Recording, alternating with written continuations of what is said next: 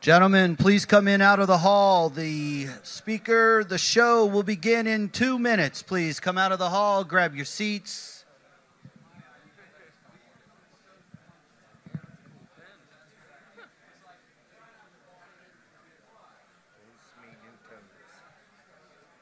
Dose me new toes.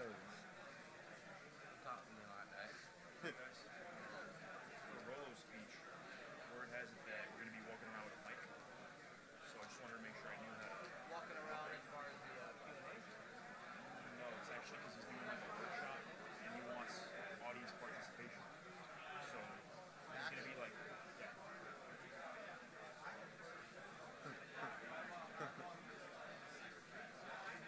He doesn't want to be live.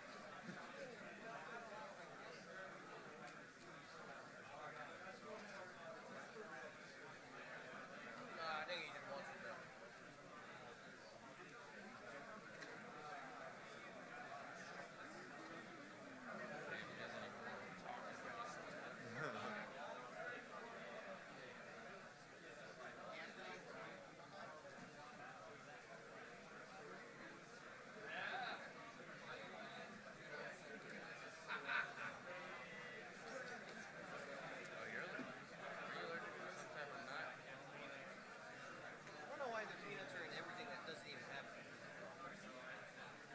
It's like soy.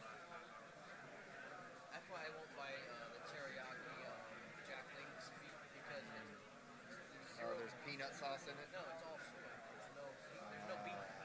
It's just a molded soy thing. Jack Link's is? The teriyaki one. Like, if I get if it's Jack Link, if the original pepper steak or whatever, that one's like that's meat. It's like the teriyaki one. It's like they have a mold. Yeah. They inject the soy and then. I've got a honey barbecue and a Tabasco. I would have to strangle someone to death if they did that to me. It's like turkey bacon. Yeah, I know. That's horrible. Don't give me beef jerky and it be pressed soy. Yeah. Terrible.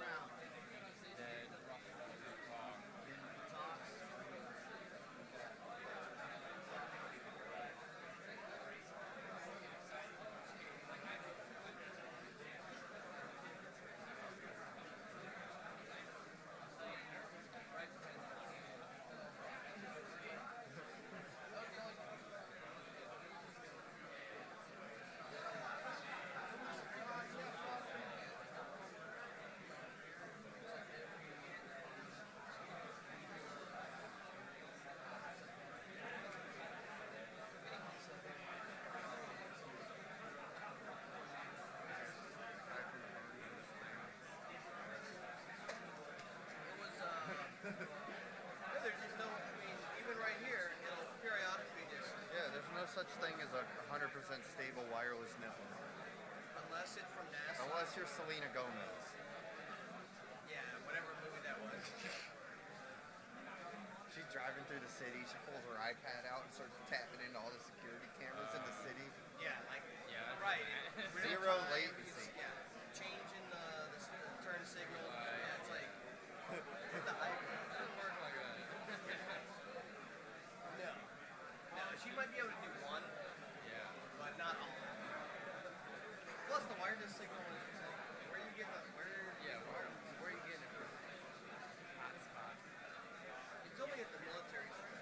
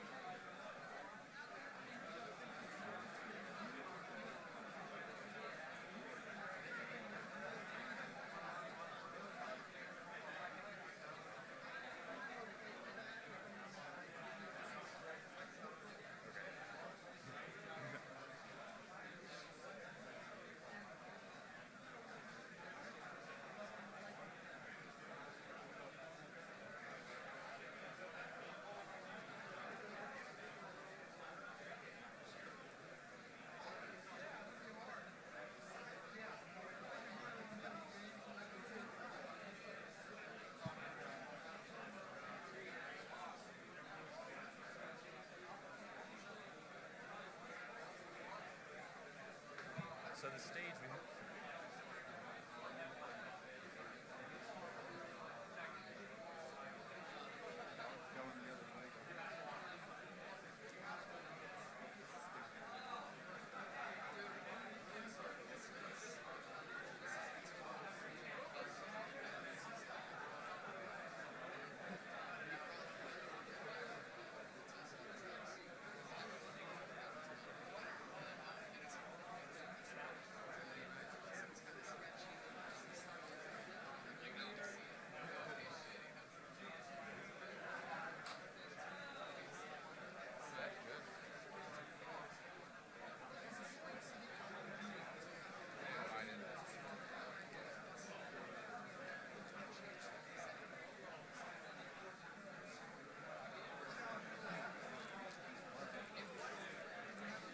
That button record. When he starts talking. See how the arrows go to that? Yeah. Oh, right when you see him walk up there.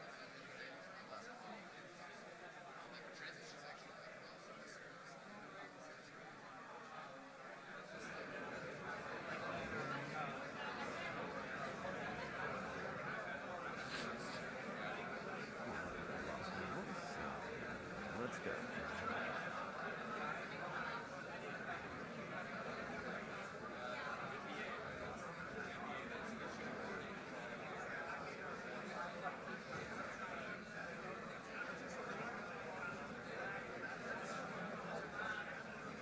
test test.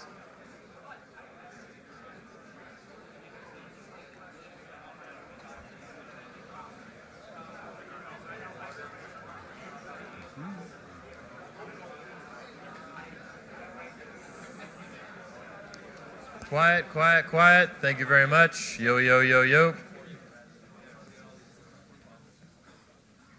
Beautiful bastards. Lunch after this.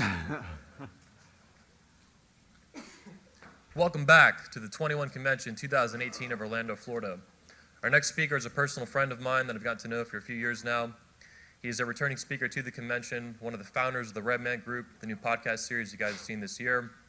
He's also one of the godfathers of the Manosphere and the Red Pill, and he is the best-selling author of the Rational Male book series, volumes 1, 2, and 3, and soon to be 4.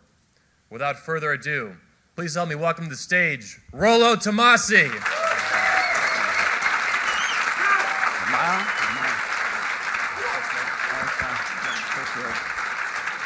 Oh, man. All right, here we go again. All right. Well, you got my books up here. That's nice. Thank you. All right. Anybody read these? You know, I was just telling these guys, well, again, I'm honored to be here. First thing I want to say is thank you for all making this trip out here, because I know that it's difficult to do.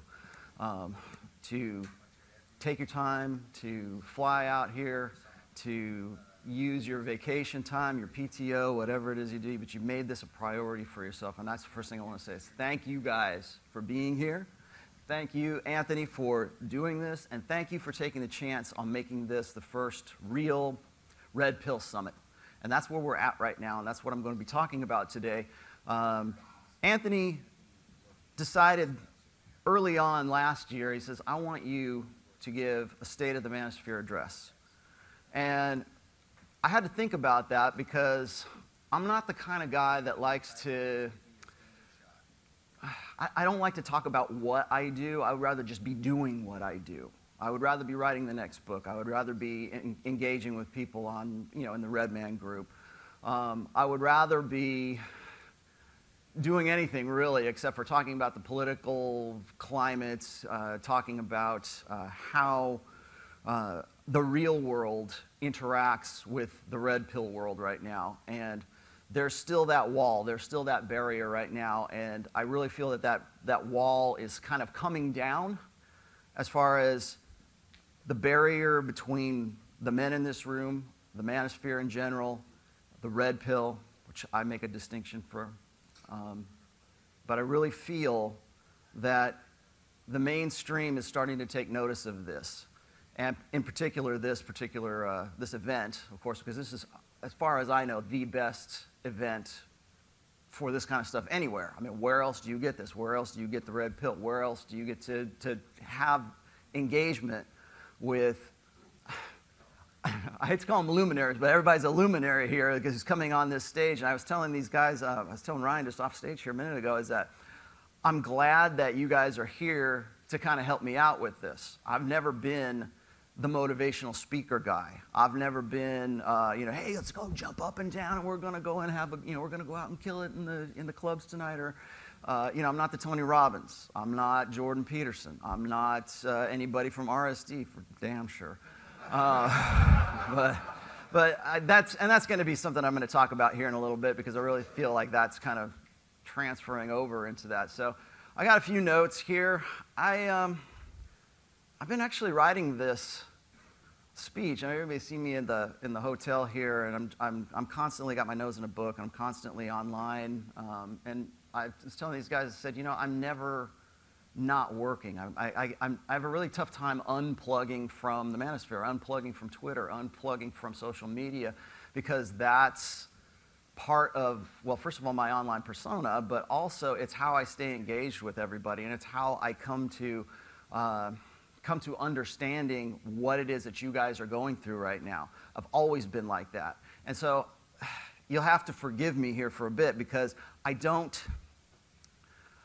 do well speaking from a position of authority. And I might sound a little strange to you because you have to kind of understand my background before you understand why I don't like to get up here and pontificate and say, here's what I'm going to tell you about. And you guys are going to believe me and you're going to go, oh, great, good, keep going, Rollo, do what you say. Because I don't come from that. I come from a forum background. And if anybody who knows anything about me, my earliest work, I've been writing in what is now called the manosphere since 2001, 2002, somewhere around there. But it wasn't called the manosphere then. It wasn't even called the red pill then. I was a moderator for a forum called SoSuave. And the reason I love SoSuave and the reason I kept coming back to that is because I would get stories and individual stories from guys, and sometimes there would be commonalities, and sometimes there wouldn't, and sometimes there would be guys who would, be very uncomfortable with relating what it is that they're going through, like talking about, their sexless marriage, talking about, the girl that they slept with last night. Maybe they cheated on their wife. Maybe something else happened. It's this. It used to be all about pickup artistry, but SoSuave was a little bit more advanced than that. And at the time, I was learning from all these other guys. I was also doing peer counseling as part of my college education. I was learning behavioral psychology at that time. And I was doing peer counseling, and so I was listening to the stories of these men who were mostly older because nobody wanted to talk to them. Nobody wanted to talk to the guys who were literally crying in my lap. I've got a 60-year-old guy telling me he doesn't know what to do to make his wife happy. And he's been in a sexless marriage for like 20 or 30 years. and, still stuck in this old mentality, this old way of thinking. And so I'm here and I'm listening to these guys.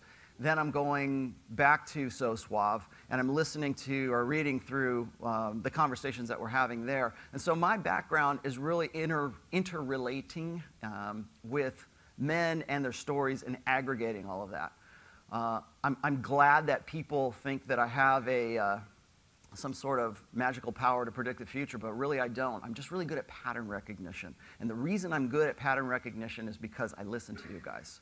And most of the stuff that you find in the first book here, a lot of that was the stories and the debates and the conversations that we had, back and forth. And so we built this up. And what I ended up doing in 2011 was I started taking some of the best discussions that we had, and I put them into a blog format. And then the blog started taking off, and then somebody said you should really put these into a book because it's a lot more legitimate if you put it in print. So my approach here is interactive. So I'm going to be probably a little bit different than any of the speakers that you're going to see this weekend, simply because I like back and forth. And so what I want you guys to do right now is I just want you to understand that I'm going to run this speech today as if it were a workshop, okay? As if you were a classroom, okay? And the reason I want to do that is because every guy here has a story. Every guy here has something that's going on with them, and there's a reason why they became unplugged. There's a reason why they found my books. There's a reason why the red pill means something to them, and it's not some silly, stupid euphemism from the Matrix movies anymore. It means something a whole lot more than that. So we're gonna break that down a little bit more today too. But Anthony had asked me to do a State of the Manosphere address, and that's what I'm going to start getting into today. So I'm going to go through what I see happening, and I don't think any of this is really it's not news to you guys, because a lot of the guys that I see, at least on Twitter, the guys that participate in the comment section on my blogs, the guys who call in for the Red Man Group, which is becoming more than I ever expected it would be. Those are the exciting things. I like getting that feedback because that's what feeds me to write the next book. That's what feeds me to think about things that I might not have thought about up until this point. I always get from guys, they say, when are you going to run out of material? When are you going to write the last thing? And, haven't you said everything? And I was just saying, I'm good at pattern recognition. And yes, there's a lot of stuff that's really predictable. And so people think that I only, I have some magical powers of precognition that I can see what's coming. But no, I just see the patterns and I see what's coming. And I've guys at this convention this year and last year, I think I did more talking off the stage than I did on the stage last year, and I'm already losing my voice from talking to you guys from last night and everything else. But again, it's that engagement. So understand that engagement is very important to me. And one of the ways that I do that is right now, and this isn't like pep rally shit, but what I want you to do right now is I want you guys to look around this room, and I want you to look at the man next to you, okay? And I want you to say, just think of this in your head. It says, this is the manosphere. This is the red pill. Because it's real easy to get isolated. We like to think of the internet as some sort of big extroversion. Or it's like, that's fun, and we're going to go, oh, the Red Man Group's on. I want to participate in that. And it's all, but you're doing that when you're in the middle of your studio or your office or wherever you are, and maybe you're doing it on your phone or something like that. That's more introversion to me, and it's a safe introversion. And that's one of the things I really like about this. And what's becoming of the manosphere is it's becoming more open. It's becoming more, for lack of a better term, diverse. I think it's always been diverse, but we'll talk about that in a minute. But everyone around you is a red pill. Every guy that's in here shares some sort of understanding of what I'm talking about, what all the rest of the speakers here are going to be talking about as well. So one of the things I want to do also today is I would like to run what I call, but anybody ever done a SWOT assessment before in your companies or something like that? We're going to get to that later on, but the workshop part of this talk today is going to be about understanding what the manosphere is, where it's going, what our strengths are, what our weaknesses are, what our opportunities are, and what the threats to us are these days. And so when I get to that section, I would like, if you feel the need, just let me know what you think, say, maybe a strength is. Because I don't know, I don't have all the answers. You guys have all the answers, and you guys are going to help me sort of define this. Because the manosphere gets vilified a lot. They say, oh, it's just a bunch of those neckbeards. Oh, it's a bunch of incels. Hey, we came up with a new term, incels, right? It's a bunch of guys in the basement. You have their mom's house, and you know they're really strong when they're online, and but we're gonna knock them offline. We're gonna have a internet war with these guys. Okay, this isn't that.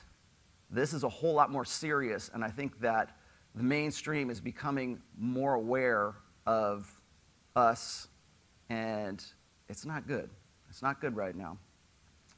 As I said, I'm not a fan of motivational speaking, but I think that motivational speaking today is, it's a new niche market.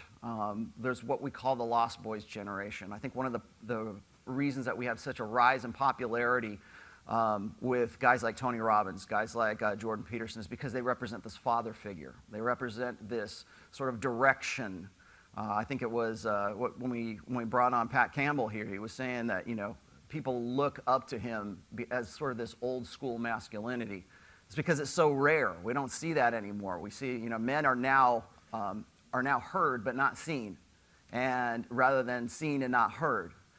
And so what we have going on right now as far as the millennial generation is we have a lot of guys who are, you know, the lost generation or the lost boys who are looking for that. They're looking for a positive masculinity. Hell, it's one of the reasons I wrote the third book, is because people are hungry for that. And what is the message that they're getting? Now, as far as I'm concerned, the message that they're getting is kind of insubstantial. When I talk about things, people always want to say, Rollo, why don't you have 12 rules for life? Why don't you have a program? Why don't you have a prescription for me to follow so that I can live a great life? You've been married for 22 years. Your wife is beautiful. You got a beautiful daughter. How do I get that? How do I get to do that stuff? And you know what? I don't have those answers. You guys have the answers. You have the answers in here first. And second of all, everybody in this room has an individual answer or something to say to those particular guys. But understand that once we leave this room, and once we can build ourselves up and we can educate ourselves and we can become something more than we are when we first came in here, now understand, once you go out there, that's what you're facing. You're not. I mean, it's really easy to, like, you know, to pat guys on the back and to do your push-ups, Ryan, and it's really easy to you know, put out sort of activities to do, but once you get out there, you still got to go back to work. I mean, how many people here right now are here, and if your work found out about it, that you would be in trouble? Anybody? Hey, how many people here would you lose do you think you would lose your job? I think you probably would. Let's say I already know that Goldman lost his job. I mean, what was he talking about yesterday? How they thought he was a pimp. They thought Goldman was a pimp. And you know what? They weren't too far off. Yeah. So I got to say, first of all, that I wasn't a fan of the old style convention that we had. Obviously, I kind of felt that. Anybody knows this story knows that I kind of felt like the last year, or not last year, but the year before that, and you know, Anthony's been doing this for about 9 years. I kind of felt like it was more purple pill, and I didn't really want to become a part of it, but I did see a necessity for a Red Pill Summit, and that's what we've become today, is a real Red Pill Summit. So as far as I know, like I said, this is the only place where guys can get together and we can talk, and you know, beyond those doors, maybe you're going to lose your job, but inside here, at least you can learn, and there's, you know, I almost want to say people want to say it's the secret society, and as the things have been, as really kind of social and political things have been happening recently, one of my jokes has always been, you know, men are going to have to read the Rational Mail by candlelight. You know, and we're all going to have to, you know, hey, let's get together. We're going to read the Rational Mail today. Okay, guys, all right, navigating the sexual marketplace. And so we're all going to get together, and it's like, reading the Bible in communist China. I mean, think about that. I mean, it's funny, right? It's funny now. That shit ain't going to be funny very much longer. I'm also been called the godfather of the manosphere. I'm also one of the 3 R's of the manosphere. So who else can talk about the manosphere besides myself? Well, I think Royce would be a great one. If anybody familiar with Royce, it's now Heartiste. He's no longer the same guy anymore. I can give you the breakdown of what's happened to him, but then the other R in the manosphere is Roosh. And as we know, what has happened to Roosh recently? Roosh has been censored, right? He has been, his books have been taken off of Amazon.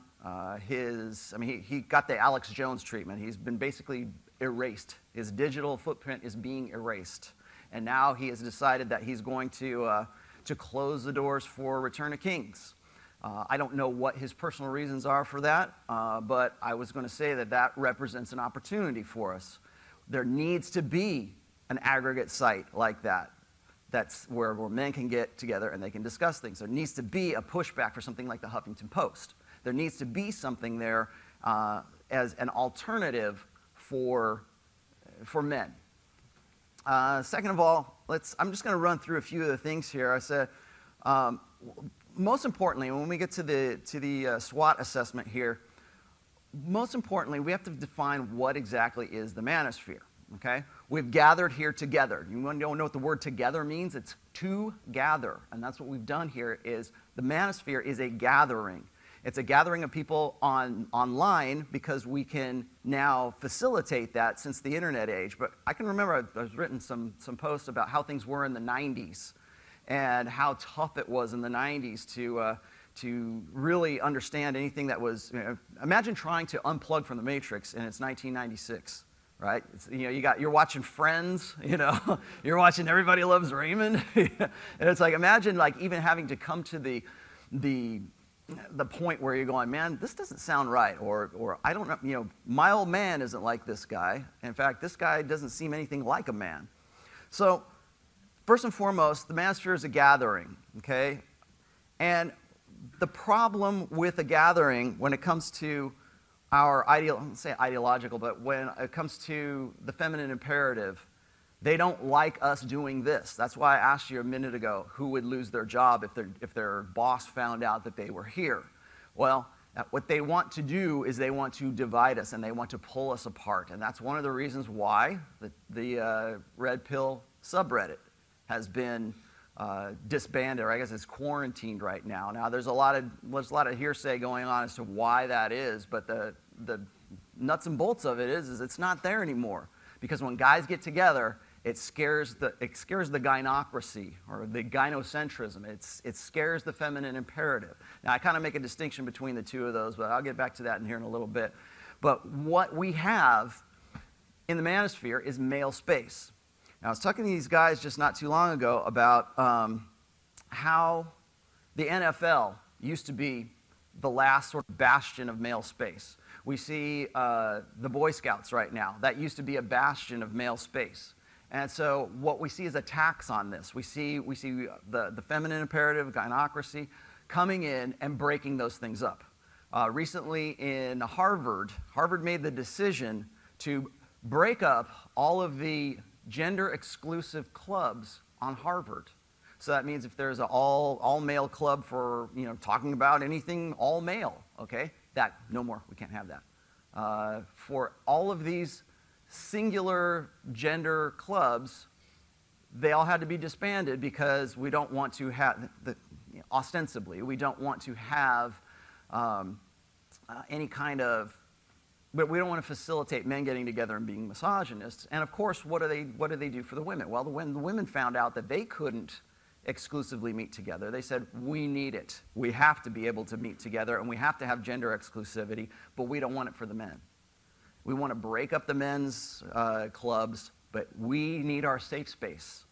And so what that is, and what the NFL was, and now is becoming a little bit more and more feminized, you see these old school male spaces being infiltrated and assimilated and then turned into something that they were never meant to be in the first place. All of the reasons for men to get together and exclusively stay together as an exclusive male tribe, all of those things are threatening to the gynocracy. They don't want you to sit together. They don't want us doing this right here. They don't want us all talking with each other. They don't want us comparing notes.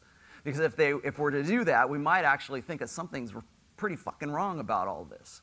And so when you're going to lose your job, when you're going to lose your wife, when maybe your family is not going to understand why it is you're doing what you do, then that's when you have to be ridiculed, and that's when you have to be shamed. So once we move on from breaking up those male spaces, I have to mention this. I just saw a tweet this morning about the Cub Scouts, and the Cub Scouts are now, at least in Santa Cruz, California, have decided that they are going to have an exclusively female troop of Cub Scouts. It's no longer the Boy. It's no longer the Boy Scouts because we took the word boy off of there because we have to remove the man from the whole thing. But it's just called the Scouts. Well, now the Cub Scouts, at least in Santa Cruz, the first Cub Scout troop is now an all exclusively female Cub Scout troop. So it is an assimilation into male space, and then it is taking over that and turning it into something that it hasn't been. And that's one of the things I kind of worry about with the manosphere. Because I really, if I have a fear or if I have any concerns about the manosphere, it is that it would be, I don't say infiltrated from the outside, because I think that in a way that can happen, but I think we're already there. We're already within, our dangers are from within. Our dangers are from learning something here and not all being kind of on the same page. So what I'm going to talk about next is going to sound really kind of tinfoil hatty. It's hard not to. But what I see is a gestalt of men. Do you know what a gestalt is? It's a gathering. It's putting together. It's a whole that is made up of parts that are less apart than they are in the whole. And I think what we're seeing right now on a larger stage is the Gestalt masculine is at war or going to war with the Gestalt feminine. And I think that one of the best illustrations that I can really relate to here was the election of 2016. We had Trump and we had Hillary. We had a very super hyper masculine alpha male, almost a parody of what our ideological enemies would call a masculine guy. He's a abuser. If you were to go now and if you were to run now and we had the Me Too movement already established, he might not have been able to run for the presidency. But then we've got Hillary on the other side, who represents the Gestalt female. All right, she is hyper gynocentric. She is the epitome of what that collective mindset, that collective, what I call the fempowerment movement. She is the epitome of that Gestalt feminine. And I think right now what we're seeing in this day and age is we're looking at what's going to become a gender war. And I don't think it's going to be a gender war where we're going to actually come to blows. Maybe it will. I mean, we talked to Mr. Swift yesterday. I mean, be ready for the zombie apocalypse. Well, I don't think that's going to happen, but between men and women anyways. But there's going to be a division. There's going to be a dividing line between what side you're going to be on ideologically and what are the women who are going to be on that side and what are the women who are going to be on this side. And I think right now we're seeing what I would call a gender cold war. And it's a war of words right now, and it's a war of ideas right now. And when we look at how instrumental something like the Me Too movement is and how useful that is and how it's become weaponized, what you're looking at is an attack from the Gestalt female on the male. It is, what do they say? Everything is about sex except for sex. Sex is about power, right? And so when we're looking at the power struggle between men and women right now, it doesn't matter what country you're in. It doesn't matter what your religion is. The sisterhood uber alles transcends all of that. And people don't like it when I talk about the sisterhood in those terms. But you have to look at that and you have to see that going on. You used to see what's going on in your social circles. but from the micro to the macro. So if you're looking at, maybe it's your relationship with your wife. Maybe it's a relationship like we had a guy talking about with his kids. Maybe it is your church. Maybe it's your job. Maybe it's a political statement.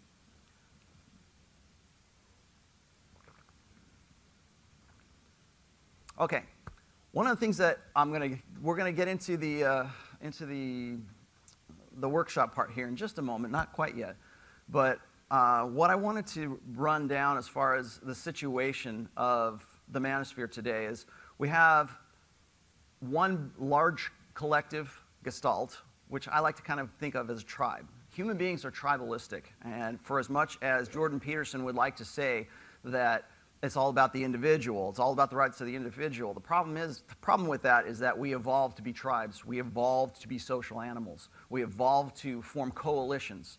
And I've been reading Jack Donovan's books quite recently when it comes to tribalism, and I'm trying to make some links right now between how our evolved mental firmware relates into our predisposition to create tribes or to work in tribalism. Now, I'm not saying that we should have one guys against another guys, but from within the manosphere itself, we have sub-tribes. First sub-tribe that I think is kind of coming to prominence right now is MGTOW. And it's really hard to argue against MGTOW because I really think that MGTOW has a lot of stuff right. The only part of MGTOW that I disagree with is their solutions. It's great to say, let's take all women's rights away and let's remove their right to vote. If we want to increase our population above replacement level percentages, we've got to do something. Because if you go and you look at countries where there are feminist-run countries, when you look at Sweden, when you look at Germany, when you look at the UK, when you look at all of these quote-unquote egalitarian countries, all of their birth rates, all of their fertility rates, I guess, for lack of a better term, are all below replacement level. But if you look at the more what we would call barbaric ones, where women don't have the right to vote, then women don't have a right for say, and it's what would popularly be called a patriarchy. Those do. They definitely have a replacement rate of pregnancy. So what does that say? Well, it says that women and feminism in a sense has been responsible for lower birth rates. It's been responsible for lower marriage rates. People say, well, millennials are not getting divorced as often as they have been in the past. Well, great, but the problem is millennials are not getting married anymore. If you go and you look at the marriage rates of millennials between the ages of 18 and 34 right now, 70% of them are unmarried today. And that's crazy when you go back and you look at what it was like in the 80s, even in the 90s, or certainly in the 70s. And also, the rate of marriage, or I should say the age of marriage, has been pushed out to, I think the average is now 27 years old. So all of this within the time frame of when the sexual revolution happened. So you're looking at the if you peg the sexual revolution at probably around like 1968, maybe 1965. When you look at the introduction of a unilaterally female-controlled hormonal birth control, and you look at the statistics, now granted, correlation isn't causation, but you can certainly see the correlation that goes along with all of that. That's MGTOW. Men's rights movement. There's another sub-tribe of the manosphere. If anybody has read my stuff about A Voice for Men or men's rights movement, you will know that I am not a big fan of theirs. Simply because I see them as being kind of the flip side of feminism. They believed in the lie that feminism is about equality, and they're still trying and striving for that equality. It's one of the reasons they kind of lock horns with the MGTOWs, is because MGTOW's ultimate answer to everything is not something that would be approvable by the anti-feminist feminists that are part of the men's rights movement. The other problem I have with the men's rights movement is that they presume to speak for us. They presume to speak for the totality of the manosphere. Until that press is bad, until a kid shoots up downtown Santa Barbara, until a kid says, I'm red pill, and drives a car through a crowded group of girls or something like that. And then they say, well, this guy was a red pill guy, or this guy was a manosphere guy, or this guy was a men's rights. That's when men's rights go, oh, hey, that wasn't us. We're all about equality. We just want to have a much more equal, we believe in feminism. We just believe it from the way that men would do it. Then there's, of course, the pickup artistry.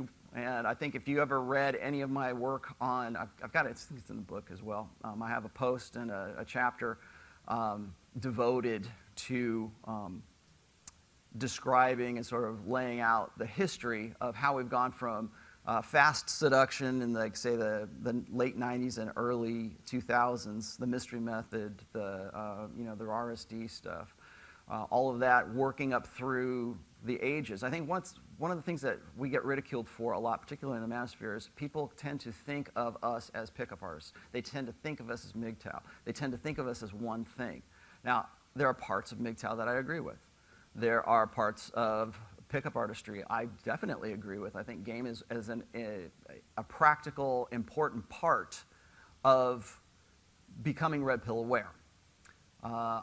There's some of the stuff that the men's rights movement have done has been really great. They are a top-down approach, whereas I've always been a bottoms-up approach. I think working, each one tell one. It's one of the reasons I have you guys pass on my book to whoever you think happens to need it. So I think that the ideas need to be developed, and they need to evolve, and they need to be internalized, whereas I think that the men's rights movement, they're mistaken in thinking that all it's going to take is changing laws. You've got to change minds before you can change the laws. Then we've got the tradcons, and we've been talking about them not too long ago. And now I think what's happening is the tradcons from within the and tradcons stands for traditional conservatives. There is an element right now that has decided that they want to be a part of the red pill, or they want to say that they're part of the red pill. And the red pill as a term has become kind of a loose brand.